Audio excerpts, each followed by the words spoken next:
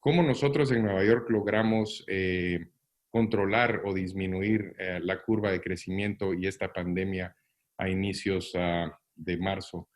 En marzo 7, el gobernador Cuomo declara un estado de emergencia en todo el estado de Nueva York, incluyendo la ciudad, y cierra las fronteras y suspende trabajos no esenciales en la ciudad, excepto trabajadores de salud, trabajadores del Estado que se requerían y ciertas organizaciones.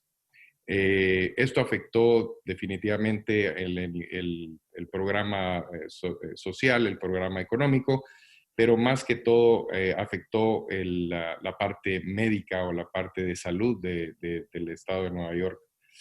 Todas las cirugías electivas fueron suspendidas basadas en recomendaciones de las sociedades quirúrgicas grandes de los Estados Unidos, ya que solo se operaban pacientes de emergencia y se suspendieron todos los procedimientos selectivos, tanto cardíacos, quirúrgicos, ortopédicos, en preparación de un estado de emergencia.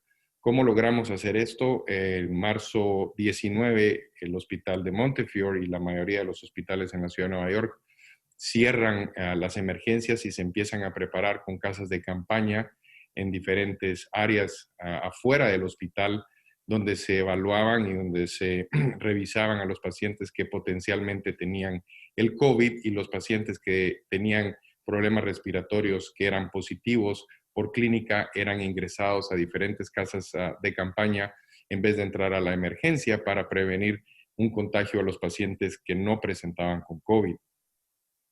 Vimos un incremento bastante masivo en el número de los pacientes que entraron a las emergencias y posteriormente estábamos viendo, como pueden ver acá, los intensivos se llenaron.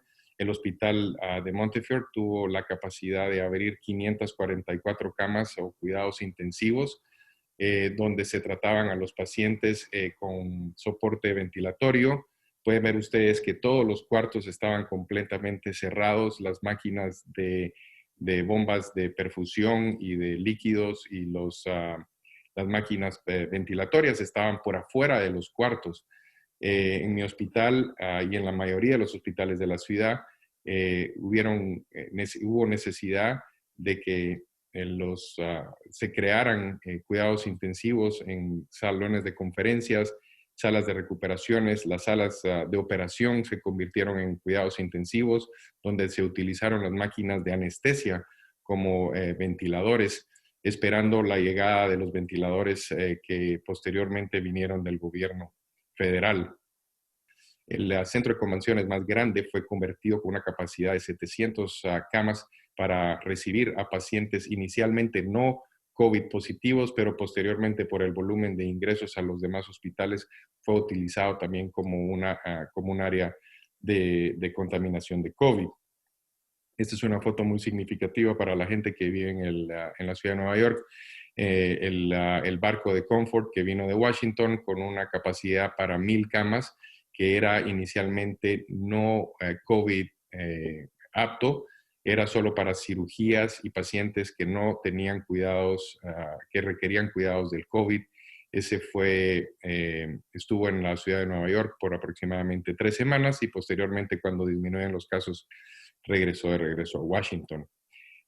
A la misma vez empezamos a hacer las pruebas, el testing, bastante masivo, inicialmente solo en las clínicas y en los hospitales y posteriormente para hacer más extensión o ofrecer estos servicios en casas de campaña y en los automóviles para hacer las pruebas a la gente asintomática que querían saber su estatus de la presencia del virus. Muchas cosas pasaron, entre ellas el gobernador Cuomo en abril 15 declara que es mandatorio que todas las personas en la ciudad, cuando estén en áreas públicas, deben de utilizar las máscaras, seguido por un distanciamiento social de 6 pies y definitivamente el aseamiento o lavado de manos por más de 30 segundos. Entonces, esto nos puede decir que sí podemos estar en una pandemia, pero a la vez podemos hacer un trabajo de una forma responsable. ¿En dónde estamos al día de hoy? Eh, después de, como pueden ver ustedes, que bajamos la curva a partir de finales de mayo, el gobernador Cuomo en junio 8 abre el estado de Nueva York para la fase 1 con bastantes restricciones, pero se abre por primera vez la ciudad de Nueva York para construcción. Podíamos recoger comida en los restaurantes, servicios de agricultura, eh, pequeñas áreas en parques públicos. A partir del lunes, este pasado lunes, el 22, se abre la segunda fase, donde ya tenemos un poco más de flexibilidad, pero aún tenemos bastantes restricciones, tratando de mantener siempre las medidas de cuidado para no incrementar nuevamente el número de casos. Entonces, para concluir, como pueden ver, empezamos en una curva bastante alta, teniendo conciencia tanto de las personas como el servicio social y el servicio público y el de salud, pues logramos disminuir esta curva con el apoyo de todos. Yo creo que esto es un equipo en trabajo.